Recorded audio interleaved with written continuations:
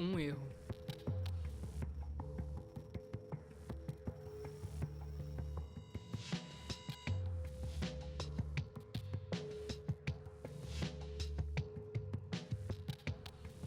Um erro é tudo o que precisa. Há alguns anos que nossa sociedade vem crescendo com uma nova cultura que tem como objetivo a justiça com as próprias mãos. A cultura do cancelamento. Então, quando a gente pensa em cancelamento, né, em cultura do cancelamento, se você olhar na história, você encontra cancelamento desde sempre. Quando a gente joga no Google para pesquisar, você encontra pessoas que foram canceladas na época de Grécia Antiga, enfim. Então, desde que existe ser humano, a gente pode encontrar cancelamento. Eu sou psicóloga, minha linha de atuação é a psicanálise. Então, quando a gente olha para o cancelamento dentro da psicanálise, a primeira coisa que vem é a questão da identificação, criação de identidade e, a partir disso, segregação. Quando a gente nasce, a gente vai criando nossa identificação, vai constituindo nossa identidade e aí a gente vai se separando em grupos em relação ao que a gente acredita, ao que é bacana pra gente ou não. Não necessariamente em grupos que convivem, né? Mas questão mais de ideais mesmo até. Quando alguma coisa acontece que está em desencontro do que a gente acredita, a tendência é que a gente exclua, segregue essa pessoa. Hoje, quando a gente pensa em rede social, Instagram, esse tipo de coisas, isso toma um foco muito grande, né? Isso fica muito grande, muito grave. O que a gente vive hoje na sociedade é um uso excessivo de rede social, né? Tem gente que depende de rede social para sobreviver, financeiramente, inclusive, profissionalmente. Tem gente que não depende profissionalmente, mas a vida toda está vinculada àquilo ali. E aí, quando você tem uma pessoa que é cancelada, e aí voltando mais pro lado da emoção mesmo, isso mexe com toda a estrutura psíquica de alguém. Imagina só, a tua vida é focada em rede social, tua vida é focada no Instagram e de repente você perde todos os seus seguidores ou quase todos por uma bobagem que você falou. Autoestima, sentimento de rejeição, isso tudo mexe com o indivíduo de uma forma, óbvio que vai mexer com cada um de um jeito, porque a gente se estrutura cada um a uma maneira, mas mexe com todo mundo que passa por isso.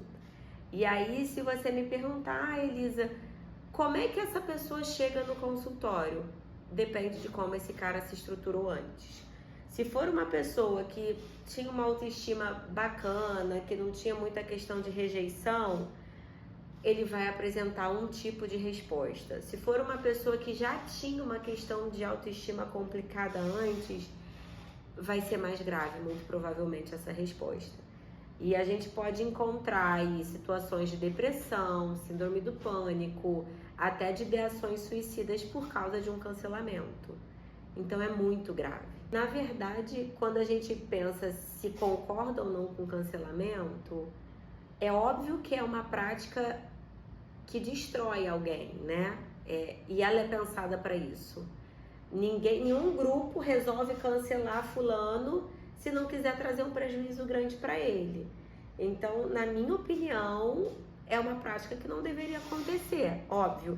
Mesmo que alguém cometa um crime ou faça alguma coisa que seja totalmente reprovável, cabe a mim julgar essa pessoa? Cabe a mim entender se ela deve ou não ser cancelada, né? A gente, principalmente no consultório, trabalha muito por uma vida com menos julgamento. Aqui a gente não julga, a gente busca entender o que o sujeito vive, o que aquilo faz sentido para o sujeito. Não cabe a mim cancelar o fulano por causa de uma coisa ou de outra que ele fez. E as consequências do cancelamento na vida de uma pessoa, como eu falei, elas podem trazer até a morte, porque elas podem, inclusive, ocasionar um suicídio em quem sofre um cancelamento. Tudo começou em meados de 2017, com um movimento chamado #MeToo.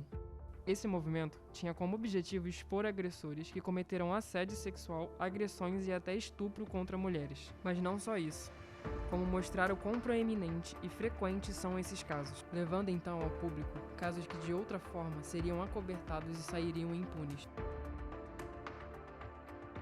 Embora tenham surgido coisas boas do movimento Me Too, com a prisão do produtor e cineasta Harvey Weinstein,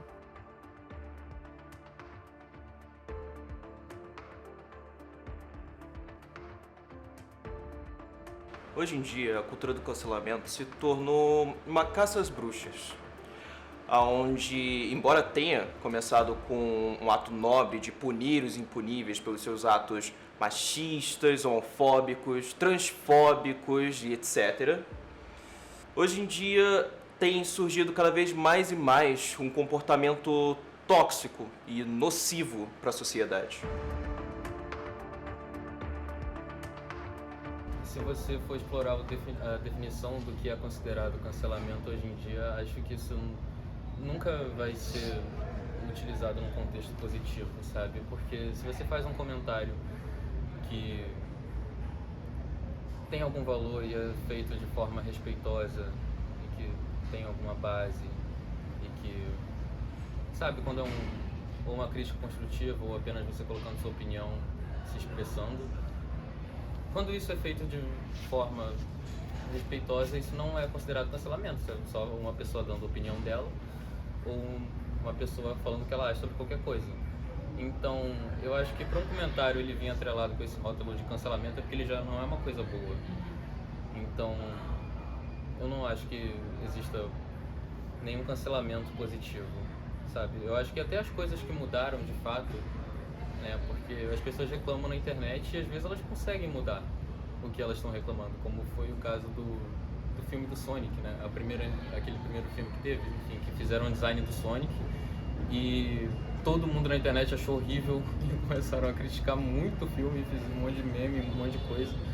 E a repercussão foi tanta que acabaram mudando de fato o design do personagem, sabe? Então teve uma repercussão, teve uma relevância esses comentários. Então, eu não acho que a cultura do cancelamento vai acabar, eu não vejo ela acabando, principalmente como eu já falei, do avanço e do aumento do uso das redes sociais e isso cada vez mais presente na nossa vida. Eu não acho que ela vai acabar, talvez o que eu acho que ocorra é uma adaptação. As pessoas aprendam a lidar melhor conforme for passando o tempo e a tecnologia for se tornando uma coisa mais natural e mais entrelaçada junto com a vida humana. Conforme o tempo for passando, eu acho que as pessoas, tanto quem sofre quanto quem pratica isso, vão aprender a lidar melhor e, não sei, quem sabe a gente veja isso diminuindo ou mudando, que é o que eu acho mais provável, mas não sumindo.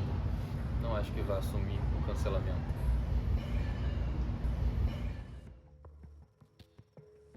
E surgindo cada vez mais casos de cancelamento ligados puramente à divergência de ideias e opiniões. Casos como Carol Conká, Juliana Paz, Projota, Gabriela Pugliese e Clara Castanho. Clara Castanho. Aos seus 21 anos, teve um filho que foi fruto de um estupro que ela havia sofrido. A atriz decidiu não denunciar ou prestar queixa na delegacia sobre o episódio traumático, por se sentir envergonhada. Meses depois, quando ainda tentava se recompor, descobriu sua gravidez. Junho de 2022. O bebê nasce e a notícia se espalha devido a vazamento por parte da equipe responsável pelo hospital. A atriz então começou a ser atacada nas redes sociais incessantemente, devido à sua escolha de botar a criança para a adoção. Um trauma. Um episódio irreparável na vida de uma jovem que escolheu manter tal momento em particular e foi exposta sem qualquer tipo de empatia. Dias se passaram com a atriz sendo perseguida, até que, para dar um basta nos ataques, a atriz se pronunciou através de uma carta aberta no Instagram. Esse é o relato mais difícil da minha vida. Pensei que levaria essa dor e peso somente comigo. Fui estuprada. Pouco tempo depois, os ataques se encerraram e os agressores se silenciaram. Entendem agora o que eu estou dizendo quando eu falo da proporção do poder destrutivo dessa cultura? Uma jovem não pôde manter esse momento traumático para si por conta de ataques de pessoas que não a conhecem e simplesmente discordavam da opinião dela quando ela botou para adoção a criança.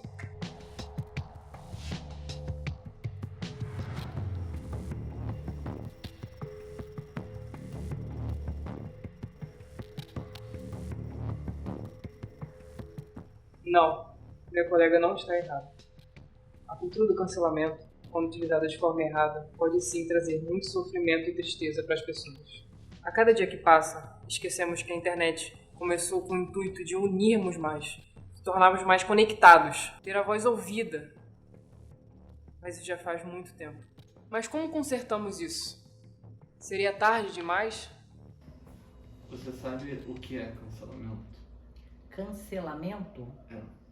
Cultura do cancelamento.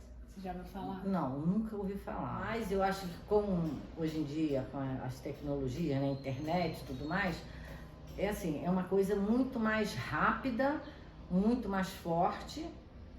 Porque antigamente existiam questões de opiniões e tudo, políticas, né? E principalmente as pessoas que estavam em destaque, né, na mídia, elas sofriam muito mais isso. O cidadão comum era mais difícil, né? Olha, eu acho que também é tipo uma proibição, né, cancelar, eu acho meio errado. Eu acho que as pessoas têm que se tocar, né? É um amadurecimento. Eu acho que com o amadurecimento as pessoas já não vão fazer tanto isso. Porque você vai ter maior visão da vida, maior conhecimento, você vai dar o direito de todo mundo ter a sua opinião, fazer as coisas. É claro que quando você focaliza em alguém que está sendo, está prejudicando, vamos dizer, uma pessoa ou um grupo, aí é claro que essa pessoa ela tem que ter um limite. Eu entendo até esse cancelamento, né? Ela está sendo prejudicial de alguma maneira. Senão, imagina a que ponto nós chegaríamos. Aliás, já estamos chegando, né? Mas eu acho que isso tudo aí tem um momento que acaba. Como tudo até hoje, né? Por mais que chega-se no ápice e depois cai. Eu acredito que não. Mas vamos voltar ao início? Movimento Me Too, onde tudo começou, tinha como principal objetivo unir mulheres que sofreram algum tipo de abuso sexual. Era um lugar que dava voz às mulheres e poder para que elas trouxessem aqueles que se pareciam inatingíveis à justiça. Porém, jamais foi um lugar de agressão, principalmente não por divergência de ideias, e sim por verdadeiras monstruosidades. E como será que consertamos essa cultura? Eu tenho algumas ideias. Primeiro, pesquise. Não saia acreditando no primeiro post que é feito sobre outra pessoa. Nós somos melhores que isso. Segundo, depois de pesquisar, não saia por aí atacando as pessoas. Acredite, pode parecer que eles mereçam, mas nem eu, nem você e nem ninguém, além do poder judicial, tem o poder de julgar e sentenciar uma pessoa. Deixa isso para os profissionais. E por último,